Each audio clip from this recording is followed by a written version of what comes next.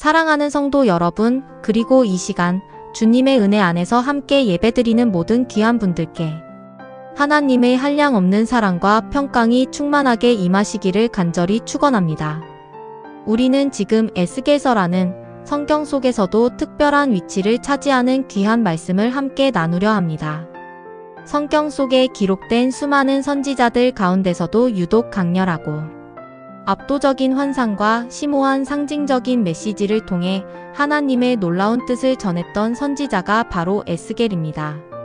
그의 이야기는 단순한 고대의 기록이나 지나간 시대의 이야기가 아닙니다. 그것은 무너져가는 시대의 절망 속에서 모든 소망이 사라진 듯 보이는 암울한 현실 속에서 하나님의 강력한 메시지이자 오늘을 살아가는 우리에게도 동일하게 그리고 더욱 생생하게 다가오는 영적인 깊이와 깨달음을 담고 있습니다. 에스겔서가 기록된 시대적 배경을 잠시 더 깊이 생각해 봅시다. 당시 이스라엘은 역사상 가장 극심한 혼란과 아픔 그리고 깊은 절망의 심연에 빠져 있었습니다.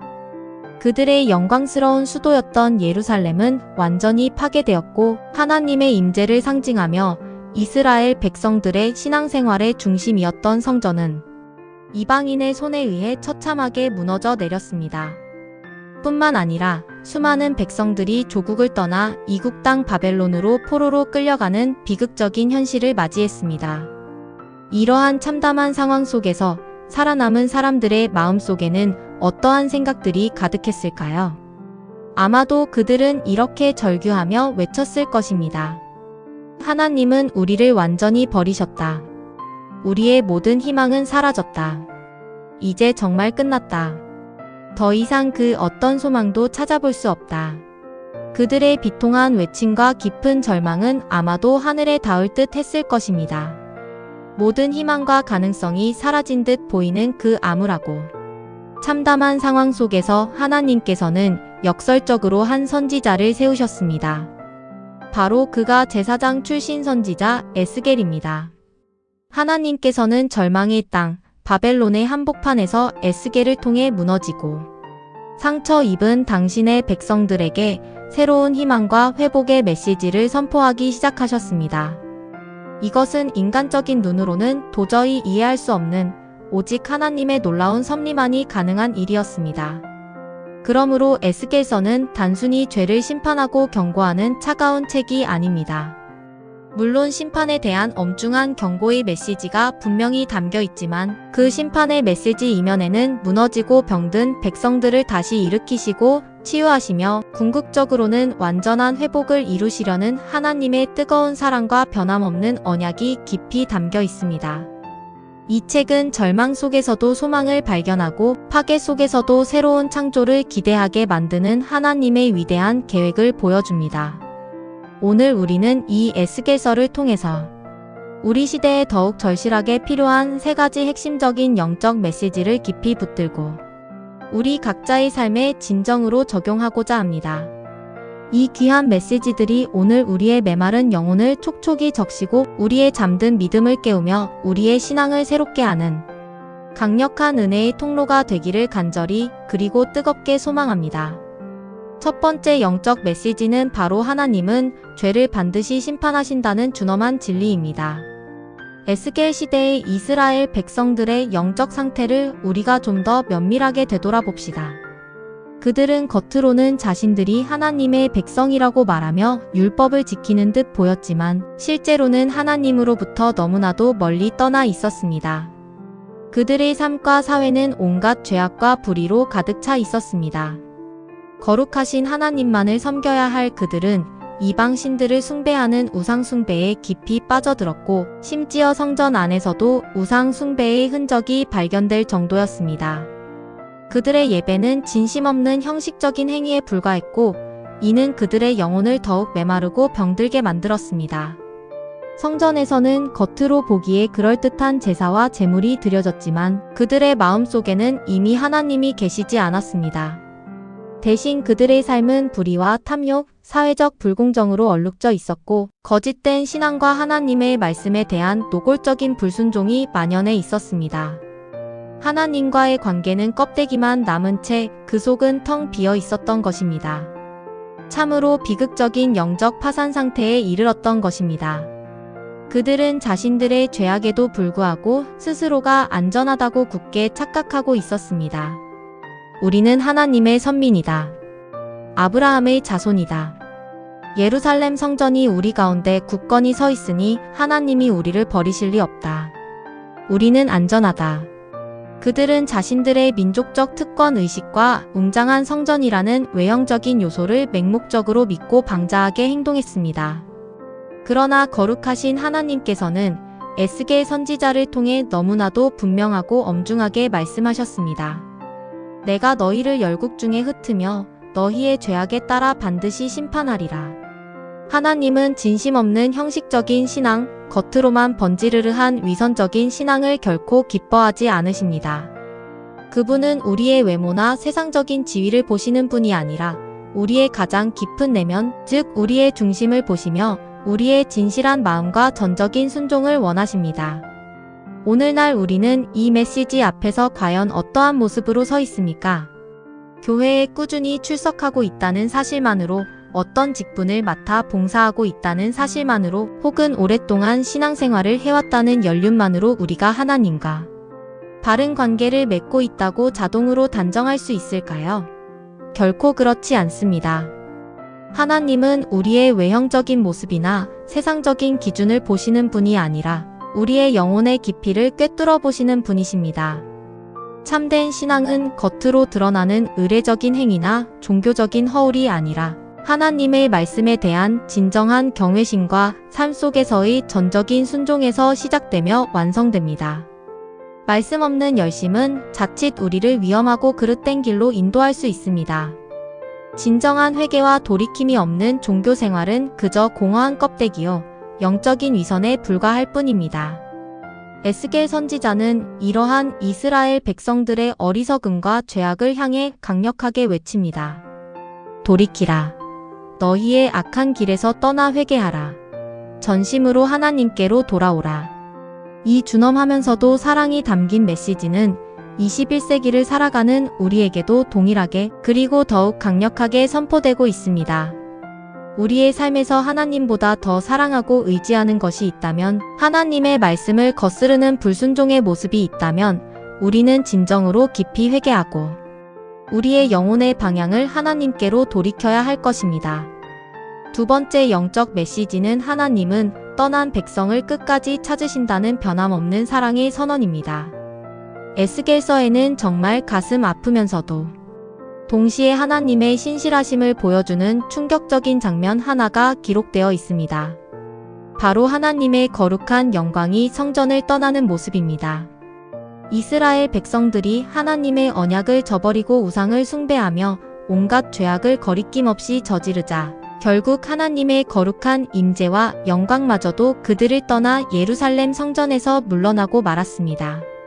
이것은 이스라엘 백성들에게는 상상할 수 없는, 그들의 존재 자체가 흔들리는 너무나도 비극적이고 절망적인 순간이었을 것입니다. 그러나 놀랍게도 그것이 끝이 아니었습니다. 하나님은 그들의 죄악에 대한 공의로운 심판으로 영광을 거두셨지만 당신의 백성들을 완전히 버리거나 포기하지 않으셨습니다. 포로된 땅, 모든 소망이 끊어진 듯 보이는 절망적인 바벨론에서도 백성들을 향한 하나님의 변함없는 사랑과 긍휼은 계속되었습니다. 그분은 그곳에서도 당신의 백성들을 결코 잊지 않으시고 포기하지 않으셨습니다. 하나님은 바벨론의 그발 강가에서도 에스겔 선지자에게 나타나 직접 말씀하셨고, 포로된 자리에서도 놀라운 환상을 보여주시며 미래에 대한 분명한 소망과 약속을 선포하셨습니다. 이것은 우리가 아무리 넘어지고 실패하고 깊은 좌절감 속에 무너져 내릴지라도 하나님께서는 우리를 징계하시지만 결코 버리시거나 영원히 단절하지 않으신다는 분명한 증거입니다. 마치 선한 목자가 자신의 양 우리에서 잃어버린 양 한 마리를 찾아 헤매고 다니듯이 하나님은 당신의 자녀들을 끝까지 찾으십니다. 에스겔서 34장에서 하나님은 자신을 친히 선한 목자로 소개하시며 이렇게 약속하십니다. 내가 내 양들을 찾되 잃어버린 자를 찾으며 쫓기는 자를 다시 돌아오게 하며 상한 자를 싸매어주고 병든 자를 강건하게 하리라. 세상은 실패한 사람을 쉽게 버리고 낙인 찍으며 다시 일어설 기회를 주지 않지만 우리 하나님은 무너진 영혼을 다시 세우시고 상처 입은 마음을 치유하시며 완전한 회복을 이루시기를 간절히 원하십니다. 오늘도 하나님은 이 시간 우리의 예배 가운데 그리고 우리의 삶의 모든 순간과 모든 자리에서 우리를 찾고 계십니다. 혹시 우리가 영적으로 길을 잃고 헤매고 있지는 않은지, 세상의 유혹에 상처 입어 고통받고 있지는 않은지 하나님은 우리의 이름을 부르시며 당신께로 돌아오라고 사랑과 긍휼이 가득한 음성으로 말씀하고 계십니다. 세 번째 영적 메시지는 하나님은 마른 뼈도 다시 살리신다는 전능하신 하나님의 능력을 선포합니다. 에스겔서에서 가장 유명하고 우리의 심금을 울리며 동시에 가장 강력한 메시지를 담고 있는 장면을 꼽으라면 단연 37장에 기록된 마른 뼈 환상일 것입니다. 에스겔 선지자는 하나님의 인도하심을 받아 한 넓고 황량한 골짜기에 이르게 됩니다. 그 골짜기에는 수많은 마른 뼈들로 가득했습니다. 생명의 흔적이라곤 단 한 조각도 찾아볼 수 없는 죽음과 절망 그 자체의 참혹한 모습이었습니다. 모든 것이 완전히 끝났다고 생각될 수밖에 없는 끔찍하고 절망적인 광경이었을 것입니다. 하나님께서는 에스겔에게 물으셨습니다. 인자야, 이 뼈들이 능히 다시 살아날 수 있겠느냐? 에스겔은 인간적인 생각으로는 도저히 불가능한 질문 앞에서 그러나 하나님의 전능하심을 믿는 깊은 신앙으로 망설임 없이 대답합니다. 주 여호와여, 오직 주님만이 아시나이다. 그의 대답 속에는 나약한 인간의 한계와 함께 그 모든 한계를 뛰어넘으시는 하나님의 무한한 전능하심에 대한 깊은 신뢰와 겸손한 고백이 담겨 있습니다. 그때 하나님은 에스겔에게 말씀하셨습니다. 너는 이 마른 뼈들에게 직접 대언하라. 에스겔이 하나님의 말씀을 선포하자 놀랍고 경이로운 일이 벌어지기 시작했습니다. 흩어져 있던 수많은 뼈들이 서로 연결되고 그 위로 튼튼한 힘줄이 생기고 부드러운 살이 붙으며 마침내 생기가 그 안에 들어가 거대한 군대와 같이 다시 살아나는 기적이 눈앞에서 펼쳐졌습니다. 이 환상은 단순한 옛날 이야기나 신화가 아닙니다. 이는 하나님께서 죽은 것도 다시 살리시는 불가능을 가능케 하시는 전능하신 분이심을 분명하게 선언하는 너무나도 강력하고 생생한 메시지입니다. 죽었던 신앙, 식어져 버린 마음, 무너져 내린 가정, 모든 소망이 끊어진 절망적인 인생 그 어떤 것도 하나님의 능력의 말씀과 성령의 강력한 임재가 임하면 다시 살아날 수 있다는 위대한 선언입니다. 사람들은 이제 더 이상 가망이 없다. 모든 것이 끝났다라고 말할지 모르지만 우리 하나님은 절망의 가장 깊은 곳에서 죽음의 문턱에서조차 새로운 시작을 창조하시는 분이십니다.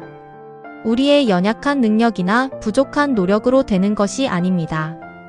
오직 하나님의 생기, 곧 성령의 권능만이 죽어가는 영혼을 살리시고 병든 공동체를 회복시키시며 무너진 모든 것을 다시 새롭게 세우십니다. 사랑하는 성도 여러분, 에스겔서는 이처럼 오늘 우리에게 세 가지 중요한 영적 진리를 선명하게 가르쳐 줍니다. 첫째, 죄는 하나님의 거룩한 심판을 반드시 받습니다. 하나님은 죄를 결코 가볍게 여기시거나 간과하지 않으십니다. 둘째, 하나님은 당신의 소중한 백성을 결코 포기하지 않으십니다. 우리가 어떤 상황에 처해 있든지 얼마나 멀리 하나님으로부터 떠나 있든지 하나님은 우리를 끝까지 찾으시고 당신께로 돌아오라고 사랑으로 부르십니다. 셋째, 하나님은 죽은 것도 다시 살리시는 전능하신 분이십니다. 아무리 메마르고 절망적인 상황이라 할지라도 하나님의 말씀과 성령이 임하시면 새로운 생명과 소망이 솟아날 수 있습니다. 이 세 가지 진리는 우리의 삶의 기초가 되어야 합니다. 사랑하는 성도 여러분, 이 시간, 이 강단에서 선포되는 말씀을 통해 우리는 다시 한번 우리 각자의 영혼 상태를 정직하게 돌아보아야 합니다. 혹시 우리는 겉으로만 그럴듯한 형식적인 신앙생활에 만족하고 있지는 않습니까? 우리의 마음 중심에 하나님보다 세상의 쾌락이나 물질, 명예를 더 사랑하고 의지하는 우상이 자리 잡고 있지는 않습니까? 우리의 영혼이 갈급하고 메말라 있지는 않습니까? 이 시간 에스겔서를 통해 거룩하신 하나님은 우리에게도 동일하게 그리고 강력하게 말씀하고 계십니다. 너희의 악한 길에서 돌이키라. 모든 죄악을 버리고 내게로 돌아오라. 그리하면 내가 너를 다시 살리리라. 에스겔 시대의 심판 속에서도 놀라운 회복을 준비하시고 선포하셨던 그 신실하신 하나님은 오늘도 살아계셔서 우리 한 사람 한 사람을 향한 당신의 선하시고 온전한 뜻을 이루어가고 계십니다. 이 전능하시고 사랑 많으신 하나님을 전적으로 믿고 의지하며 그분의 인도하심을 따라 살아가는 저와 여러분의 모든 삶이 되시기를 간절히 그리고 뜨겁게 축원합니다. 이제 이 말씀 앞에서 우리의 삶에 깊이 적용하고 구체적으로 결단하는 시간을 갖기를 원합니다. 첫째, 우리의 삶 속에 만연했던 형식적인 신앙생활의 껍데기를 벗어던지고 진실한 마음으로 하나님 앞에 나아가 죄를 고백하며 참된 회개의 신앙으로 돌아가게 하옵소서. 우리의 가장 깊은 내면에까지 주님의 빛이 비추어 우리가 알지 못했던 죄까지도 깨닫게 하시고 참된 회개의 영을 부어주시옵소서. 둘째, 아무리 어렵고 힘든 절망적인 상황 속에서도 모든 것을 새롭게 하시는 하나님의 회복을 굳게 믿고 흔들리지 않게 하옵소서. 우리의 눈에는 아무것도 보이지 않고 우리의 손에 잡히는 것이 없을지라도 주님은 능히 모든 것을 새롭게 하시고 회복시키시는 전능하신 분이심을 결코 잊지 않게 하옵소서. 셋째, 하나님의 능력의 말씀과 성령의 강력한 임재를 통해 우리의 메마른 영혼이 다시 살아나게 하옵소서. 우리의 갈급한 심령에 주님의 생수를 풍성히 부어주시고 성령의 뜨거운 불로 우리의 식어졌던 믿음을 다시금 활활 타오르게 하여 주시옵소서. 죽어가는 믿음이 살아나고 세상의 풍파 속에 무너졌던 가정과 공동체가 주님의 은혜로 온전히 회복되며 우리의 삶이 다시금 오직 주님의 영광만을 드러내는 복된 삶이 되기를 간절히 소망합니다. 이제 이 모든 간절한 마음을 담아 주님께 기도하겠습니다. 거룩하시고 자비로우신 하나님 아버지, 이 시간 귀한 에스겔서를 통해 저희의 죄악에 대한 준엄한 심판 속에서도 결코 포기하지 않으시고 당신의 백성을 향한 놀라운 회복을 끊임없이 준비하시는 주님의 깊고 넓은 사랑의 마음을 다시 한번 깨닫게 하시니 진심으로 감사드립니다. 저희 안에 있는 교만과 이기적인 마음, 그리고 주님을 떠났던 모든 죄악들을 이 시간 주님 앞에 겸손히 내려놓고 회개하오니 긍휼을 베풀어 주옵소서. 저희의 메마르고 병든 영혼 위에 성령의 단비 같은 생기를 풍성히 부어 넣어 주시옵소서. 형식에 치우쳤던 죽은 믿음이 다시 살아나게 하시고 세상의 풍파와 고난 속에 무너졌던 저희의 가정과 교회가 주님의 능력으로 온전히 회복되게 하옵소서. 날마다 주님의 말씀 앞에 겸손히 서게 하시고 그 말씀을 등대 삼아 이 험한 세상을 살아가는 동안 삶의 마지막 순간까지 오직 하나님 한 분만을 굳게 붙드는 신실한 저희의 인생이 되게 하여 주시옵소서. 이 모든 간절한 기도 우리를 죄악에서 구원하시고 영원한 생명을 주신 예수 그리스도의 거룩하신 이름으로 간절히 기도드립니다. 아멘.